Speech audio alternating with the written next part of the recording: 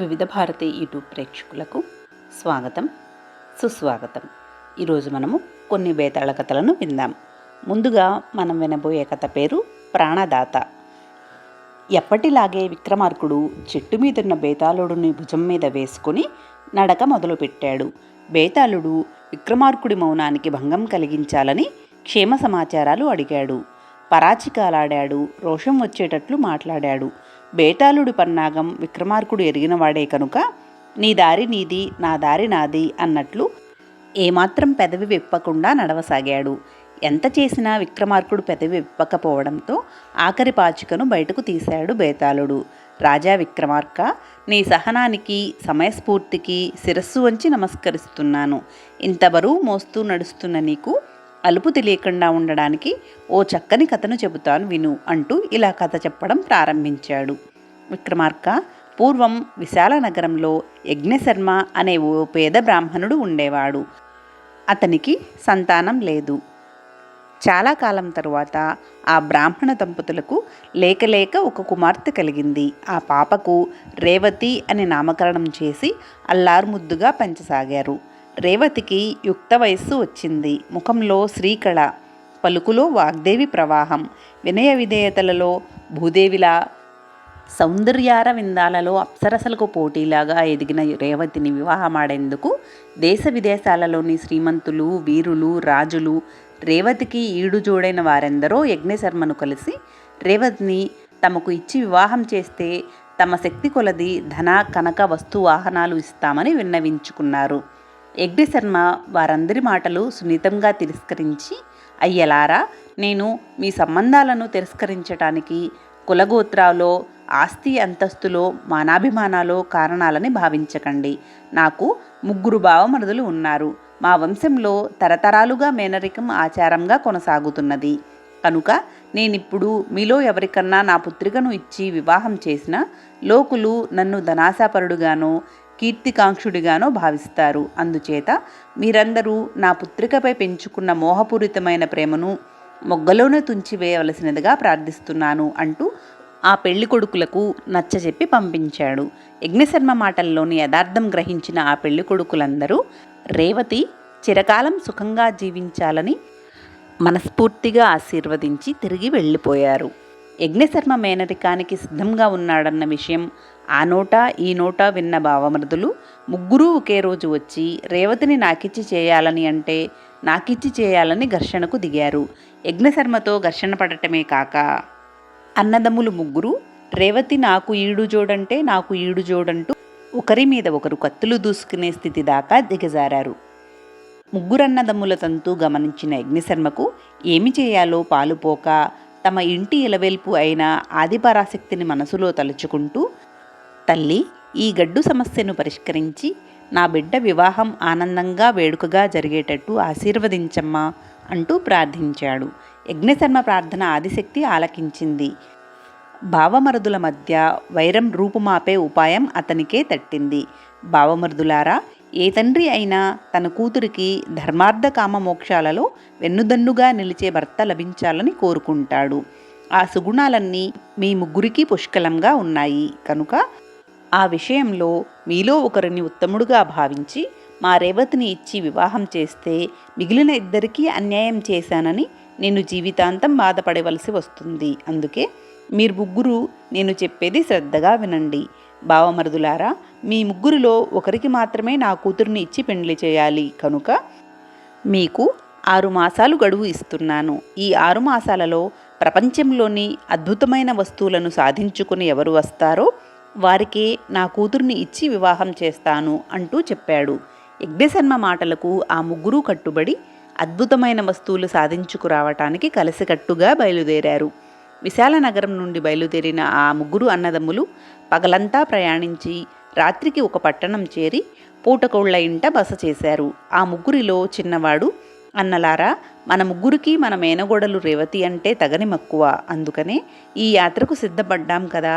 ఇలా 3 ఒక దారిలో కలిసి ప్రయాణం చేస్తే మొదట దొరికే అద్భుత వస్తువు కోసం మళ్ళీ కత్తులు దూసుకోవటం ఖాయం. అందుకే 3 3 వైపులా ప్రయాణం చేద్దాం. తిరిగి గడువుకు ముందు రోజు ఇదే పూటకోళ్ల ఇంటిలో కలుద్దాం అని తన అభిప్రాయం చెప్పాడు.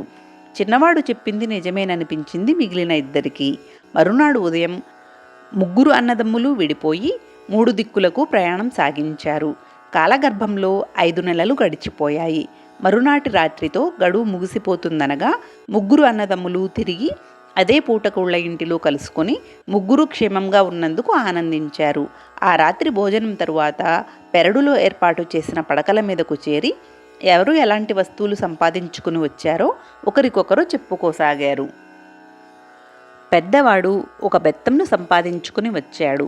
ఆ బెత్తంతో చనిపోయిన ఏ మనిషినైనా 3 సార్లు కొడితే తిరిగి బ్రతుకుతాడు. రెండవ వాడు ఒక కీలుగుర్రం సంపాదించుకు వచ్చాడు. ఆ గుర్రం మీద ఎంత దూరమైనా క్షణకాలంలో ప్రయాణం చేయవచ్చు. ఇక మూడవ వాడు ఒక అద్దం సంపాదించుకు వచ్చాడు. ఆ అద్దంలో మనం ఎవరిని తలుచుకుంటే వాళ్ళు ఎక్కడ ఉంది, ఏమి చేస్తుంది కళ్లకు కట్టినట్లుగా కనపడుతుంది. మరునాడు ఉదయం విశాల నగరం ప్రయాణమయ్యారు ముగ్గురు అన్నదమ్ములు. తమ్ముడు, నీ అద్దంలో ఈ సమయంలో రేవతి ఏం చేస్తుందో చూపించు అని అన్నదమ్ములిద్దరూ చిన్నవాడిని అడిగారు. అలాగే అంటూ ముగ్గురు మధ్య అద్దం పెట్టి రేవతిని మనసులో తలుచుకున్నాడు. ఆ సమయంలో విశాల నగరంలో ఉన్న రేవతి హఠాత్తుగా మరణించటం వల్ల ఆమెను శ్మశానానికి తీసుకెళ్లి దహన కార్యక్రమాలు నిర్వహించి చితి మీద పడుకోబెట్టారు. అది చూసి ముగ్గురు అన్నదమ్ములు అవాక్కయ్యారు. మరుక్షణం రెండవ వాడు మిగిలిన ఇద్దరిని తన కీలుగుర్రం మీద ఎక్కించుకొని ఒక్క క్షణంలో సరాసరి శ్మశానం వద్దకు చేర్చాడు. పెద్దవాడు సుడిగాలిలాగా చితి వద్దకు చేరి బెత్తంతో చిన్నగా 3 సార్లు రేవతిని కొట్టి, రేవతి లే అంటూ పలికాడు. ఆ మాటలకు నిద్ర నుండి లేచినట్లుగా రేవతి చితి మీద నుంచి లేచింది. మళ్ళీ రేవతి వివాహకథ మొదటికి వచ్చింది. చిన్నవాడు నా అద్దంలో చూసి రేవతి మరణించిన చితి మీద ఉందన్న విషయం చెప్పకపోతే రేవతి ఇలా మనకు దక్కేది కాదు కదా, అందుచేత ఆమెను నాకిచ్చి వివాహం చేయటం న్యాయం అన్నాడు. రెండవ వాడు నిజమే, కానీ మేం రావడం ఒక క్షణం ఆలస్యమైనా రేవతి చితిమంటలలో కాలి బూడిద అయిపోయి ఉండేది. అందుకే ఒక్క క్షణంలోనే వీళ్ళిద్దరినీ నాకు కీలుగుర్రం మీద ఇక్కడకు చేర్చాను. కనుక ఆమెను నాకిచ్చి వివాహం చేయటమే ధర్మం అన్నాడు. పెద్దవాడు, అయ్యలారా, వాళ్ళిద్దరూ చెప్పింది విన్నారు కదా, నేను చెప్పింది కూడా వినండి. రేవతి బ్రతకడానికి కారణం నేను సాధించుకు వచ్చిన బెత్తం. ఇది నా దగ్గర లేకుంటే మా తమ్ముళ్ళు సాధించుకు వచ్చిన అద్దం, కీలుగుర్రం వల్ల రేవతిని బతికించడం సాధ్యం కాదు. ప్రాణదాతకు జీవితాంతం రుణపడి ఉండాలన్నది నానుడి. కనుక ప్రాణదాతనైన నా కాళ్ళు కడిగి కన్యాదానం చేయటమే సమంజసం అన్నాడు. రాజా విక్రమార్క, విన్నావు కదా ఈ కథ. ఇందులో యజ్ఞశర్మ కాళ్ళు కడిగి కన్యాదానం చేయడానికి అర్హుడెవరో చెప్పు. సమాధానం తెలిసి కూడా మౌనం వహించావా, నీ తల 1000 వక్కలవుతుంది అని అన్నాడు. అప్పుడు విక్రమార్క మహారాజు, బేతాళ, ఈ కథలో యజ్ఞశర్మ కన్యాదానం చేయదగినవాడు, ముమ్మాటికి పెద్దవాడే. అందుకు కారణం రేవతికి పునర్జన్మనిచ్చిన ప్రాణదాత అనే కాదు, మేనరికంలో ముందెంచదగ్గవాడు పెద్దవాడు. అదే ఆచారం, న్యాయం, ధర్మం, సమంజసం కూడా అని సమాధానమిచ్చాడు. విక్రమార్కుడి మౌనం భంగం కావడంతో బేతాళుడు తిరిగి మర్రి చెట్టు కొమ్మను చేరుకున్నాడు. తరువాత మనం వినబోయే కథ పేరు త్యాగం. పున్నమి నాటి రాత్రి కార్యోన్ముఖుడైన విక్రమార్కుడు చెట్టు మీద నుంచి బేతాళుడిని దించి భుజం మీద వేసుకుని ముందుకు నడవసాగాడు. యథాప్రకారం బేతాళుడు తన తెలివితేటలతో ఒక చిక్కు కథను అల్లి విక్రమార్కుడికి చెప్పసాగాడు. రాజా, ఈరోజు నేను నీకు చెప్పుతున్న కథ సాదాసీదా కథ కాదు. స్నేహం కోసం ఒక యువకుడు చేసిన అపూర్వమైన త్యాగం గురించి చెబుతాను విను అంటూ కథను ఇలా చెప్పడం ప్రారంభించాడు. చాలా కాలం క్రితం నర్మదా నదీ తీరంలో శక్తినిధి అనే ఒక ముని ఆశ్రమ పాఠశాలను నిర్వహిస్తూ ఉండేవాడు. ఆ ఆశ్రమంలో చదువుకుంటున్న విద్యార్థులు గొప్ప పండితులుగాను, విజ్ఞానవంతులుగాను, వీరులుగాను ఉన్నత స్థితులలో ఉండేవారు. ఆ ఆశ్రమ పాఠశాలలో త్రిలోచనుడు, సదానందుడు అనే 2 మిత్రులు ఉండేవారు. వారిద్దరూ ఒకే కడుపున పుట్టిన సొంత అన్నదమ్ముల కంటే మిన్నగా కలిసిమెలిసి ఉండేవారు. ప్రతి సంవత్సరం ఆ పాఠశాలకు 1 నెల రోజులు సెలవులు ఉండేవి. ఆ సెలవులలో ఎవరి ఇళ్లకు వారు పోయి వచ్చేవారు. త్రిలోచనుడు ప్రతిసారి సదానందుడిని తనతో పాటు తన ఇంటికి రమ్మని ఆహ్వానిస్తూనే ఉన్నాడు. కానీ సదానందుడు, మిత్రమా, మన విద్యాభ్యాసం మొత్తం పూర్తి అయ్యాక నేను మీ ఇంటికి వస్తాను. ఆ తరువాత మనిద్దరం కలిసి మా ఇంటికి వెళదాం అంటూ తిరస్కరిస్తూ వచ్చాడు. ఆ సంవత్సరం ఆ మిత్రులిద్దరి విద్యాభ్యాసం పూర్తి అయింది. అన్నమాట ప్రకారం త్రిలోచనుడి వెంట అతడి ఇంటికి బయలుదేరాడు సదానందుడు. ఇద్దరూ ముచ్చట్లు చెప్పుకుంటూ గ్రామంలోకి అడుగుపెట్టారు. గ్రామ విశేషాలను వివరిస్తూ నడుస్తున్నాడు త్రిలోచనుడు. ఇంతలో ఒక ఇంటి గుమ్మం ముందు నిల్చొని వీధిలోకి చూస్తున్న ఓ అప్సరస లాంటి అమ్మాయి వీరి వంక చూసి నవ్వింది. ఆమె నవ్వడం త్రిలోచనుడు చూడలేదు. సదానందుడి కంట మాత్రమే పడిందామె నవ్వు. ఆమె సౌందర్యానికి, ఆమె నవ్వులోని సమ్మోహనానికి ఆ క్షణంలోనే దాసుడైపోయాడు సదానందుడు. ఆ అమ్మాయి రగిలించిన మదనతాప విరహంతో సదానందుడికి తిండి నిద్ర లేకుండా పోయాయి. అతని వాలకం గమనించిన త్రిలోచనుడు, మిత్రమా, ఎంతో కాలం నుంచి నేను అడుగుతుంటే ఇంతకాలానికి మా ఇంటికి వచ్చావు. నీ రాక నాకే కాక మా ఇంటిలో అందరికీ సంతోషం కలిగించింది. కానీ మా వల్ల ఏ అపరాధం జరిగిందో కానీ నీవు మాత్రం ఇక్కడ సంతోషంగా లేవనే విషయం అర్థమవుతుంది. నీవు సంతోషంగా ఉండడానికి నేనేం చేయాలో చెప్పు మిత్రమా అంటూ అడిగాడు. చాచా, అవేం మాటలు మిత్రమా, మీ వల్ల నాకు జరిగిన లోటుపాట్లేమున్నాయి చెప్పడానికి? ఓ సుందరాంగి నాలో మదనతాపం రగిలించింది. అది తీరే మార్గం తెలియక సతమతమవుతున్నాను అంటూ అసలు విషయాన్ని కాస్తంత సిగ్గుతో త్రిలోచనుడి ముందు బయటపెట్టాడు సదానందుడు. భలేవాడివి మిత్రమా, ఇదా నీ సంతోషం హరించిన కారణం? మొత్తం మీద అసాధ్యుడివే. అనుక్షణం నీ వెన్నంటే ఉంటున్న నాకు తెలియకుండానే ఎంత గ్రంథం నడిపావు. ఇంతకీ నీ మనసులో మదనతాపం రగిలించిన ఆ సుందరాంగి ఎవరు? వివరాలు చెబితే నేను రాయబారిగా వెళ్ళి కార్యం చక్కబెట్టుకొస్తాను అంటూ నవ్వుతూ అన్నాడు త్రిలోచనుడు. ఆమె పేరు తెలియదు అంటూ తను ఆ సుందరాంగిని చూసిన ఇంటిని గుర్తులతో త్రిలోచనుడికి చెప్పాడు సదానందుడు. ఆ వివరాలు విన్న త్రిలోచనుడు, మిత్రమా, సిద్ధంగా ఉండు. ఆమె పేరు రుక్మిణి. ఈ రాత్రే ఆమె నీ బాహువులలో బందీ అయ్యే ఏర్పాట్లు చేసి వస్తాను అంటూ బయటకు దారితీశాడు. ఆ రుక్మిణి త్రిలోచనుడి భార్య. ఆషాఢమాసం కావటం వల్ల ఆమె అత్తింట్లో కాక పుట్టింట్లో ఉన్నది. త్రిలోచనుడు సరాసరి అత్తగారింటికి పెరటివైపుకు వెళ్ళి రుక్మిణిని అక్కడకు పిలిపించి, రుక్మిణి, నాకు ఆరో ప్రాణం అని చెప్పిన నా మిత్రుడు సదానందుడు నిన్ను చూసిన క్షణం నుంచి మదనతాపంతో రగిలిపోతున్నాడు. అతనికి నీవు నా భార్య అన్న విషయం కానీ నాకు పెళ్ళయిందన్న విషయం కానీ తెలియదు. నా ప్రాణమిత్రుణ్ణి సంతోషపరచుటయే నాకు సంతోషం కనుక నా మాటలకు ఎదురు చెప్పక అతని కోరికను తీర్చు. ఇది నా ప్రాణమిత్రుని కోసం అర్థింపు అనుకున్నా సరే, భర్తగా నా ఆజ్ఞ అనుకున్నా సరే అంటూ పలికాడు త్రిలోచనుడు. అవేం మాటలండి, ఎప్పుడైతే మీరు నా మెడలో 3 ముళ్ళు వేశారో అప్పుడే నా మీద మీకు సంపూర్తి అధికారం సంక్రమించింది. ఇల్లాలిగా మీ ఆజ్ఞను పాటించటమే నా ధర్మం. అలాగే ఈ రాత్రికే మీ స్నేహితుడి కోరికను తీరుస్తాను అని చెప్పింది రుక్మిణి. ఆ రాత్రికే త్రిలోచనుడు సదానందుడిని వెంట పెట్టుకుని వెళ్ళి పెరటిదారి గుండా రహస్యంగా లోపలికి పంపుతూ, మిత్రమా, నువ్వు వచ్చే వరకు నీకోసం నేను ఈ చెట్టు కింద వేచి ఉంటాను అని చెప్పాడు. సదానందుడిని సాదరంగా ఆహ్వానించింది రుక్మిణి. ఆమె అందానికి ముగ్ధుడైపోతూ మదనతాపంతో ఆమెను తన కౌగిట బంధించబోతూ ఉండగా గోడకు వేలాడుతున్న చిత్రాన్ని చూసి బొమ్మలా బిగుసుకుపోయాడు సదానందుడు. అతడు చూచిన చిత్రం త్రిలోచనుడు పెళ్లి నాటిది. తను మోహించింది తన ప్రాణమిత్రుడు ఇల్లాలిని అన్న విషయం అర్థమైంది సదానందుడికి. ఆ విషయం తనకి చెప్పకుండా తనని సంతోషంగా ఉంచటానికి త్రిలోచనుడు ఎంతటి త్యాగం చేశాడో తలుచుకోగానే సదానందుడి గుండె బ్రద్దలైపోయింది.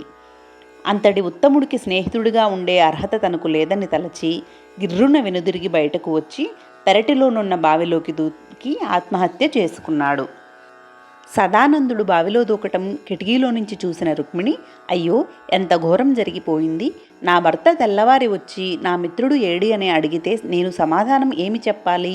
నా భర్త తన ప్రాణమిత్రుడు కోసం చేసిన త్యాగానికి సార్థకత లేకుండా చేసిన పాపాత్మురాలిని. రేపు ఏ ముఖంతో నా భర్త ముందు నిలబడగలను అనుకుని ఆమె కూడా అదే బావిలో దూకి ఆత్మహత్య చేసుకుంది. తెల్లవారుజాము వరకు సదానందుడి కోసం ఎదురు చూసిన త్రిలోచనుడు మరింత పొద్దు గడిచి నలుగురూ నిద్రలేస్తే లేనిపోని నిందలు భరించవలసి వస్తుందని పెరటిదారినే రుక్మిణి గదిని చేరుకుని గదిలో మిత్రుడు గాని భార్య గాని కనిపించకపోవడంతో అనేక రకాలైన సందేహాలతో తాను కూడా అదే బావిలో దూకి మరణించాడు. రాజా, ఇప్పుడు చెప్పు, ఈ ముగ్గురిలో దుర్మార్గులెవ్వరు? స్నేహితుడు భార్యను మోహించిన సదానందుడా? భార్యను పరాయి పురుషుడు మోహిస్తున్నాడని తెలిసినా అతని మదన తాపం తీర్చమని స్వయంగా చెప్పిన త్రిలోచనుడా? భర్త ప్రాణ స్నేహితుడని తెలిసినా అతడి కోరిక తీర్చక ఇటు భర్త మాట నిలుపక ఆ ఇద్దరి చావులకు కారణమైన రుక్మిణ ఎవరు చెప్పు? సమాధానం తెలిసి కూడా చెప్పకపోయావో నీ తల 1000 వక్కలవుతుంది అంటూ హెచ్చరించాడు భేతాళుడు. భేతాళ, ఈ కథలో ఏ ఒక్కరిది తప్పు కాదు, ఎవ్వరూ దుర్మార్గులు కాదు. ఆ ముగ్గురి జీవితాలతో విధి ఆడుకొని విషాదం నింపింది అంతే. స్నేహితుడి భార్య అని తెలియక ఆమెను మోహించాడు సదానందుడు. ఆ విషయం తెలిసాక స్నేహం కోసం భార్యశీలాన్నే త్యాగం చేసిన త్రిలోచనుడు ఎంతటి ఉత్తముడో గ్రహించి అలాంటి ఉత్తముడు ఇల్లాలిని కోరినందుకు ప్రాయశ్చిత్తంగా ప్రాణత్యాగం చేశాడు సదానందుడు. భర్త ఆజ్ఞను శిరసావహించటానికి సిద్ధపడినా కూడా ఆ మాటను నెరవేర్చలేకపోయిన అతను అతడికి మొహం చూపించలేకనే కాక భర్త తనని సదానందుడికి అర్పించడంలో అతడి పట్ల భర్తది ఎంత గాఢమైన స్నేహమో అర్థమైన రుక్మిణి ఆ సదానందుడే చనిపోయాడని తెలిస్తే భర్త ఎంత తల్లడిల్లిపోతాడో అర్థం చేసుకున్నందుకే ఆమె కూడా ప్రాణత్యాగం చేసింది. స్నేహితుడి కోసం తన భార్యని త్యాగం చేసినా వాళ్ళిద్దరూ కనపడకపోయేసరికి తెల్లవారితే ఎలాంటి దుర్వార్త వినవలసి వస్తుందోనన్న బాధతో త్రిలోచనుడు కూడా ఆత్మత్యాగం చేశాడు. కనుక ఈ ముగ్గురిలో ఎవరూ దుర్మార్గులు కాదు. ఒకరు ప్రాయశ్చిత్తం కోసం మరణిస్తే మరొకరు తన కర్తవ్యం నిర్వర్తించలేకపోయినందుకు మరణించారు. మరొకరు విరక్తి చెంది మరణం పాలయ్యారు. అందుకే ఇది విధిలీల అంటూ విక్రమార్కుడు బేతాళుడి ప్రశ్నకు సమాధానం చెప్పాడు.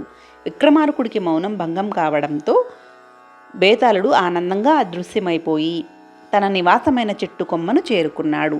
తరువాయి భాగంలో ఇంకొన్ని కథలను విందాం. సర్వే జనా సుఖినో భవంతు, లోకా సమస్తా సుఖినో భవంతు. ఓం శాంతి శాంతి శాంతి.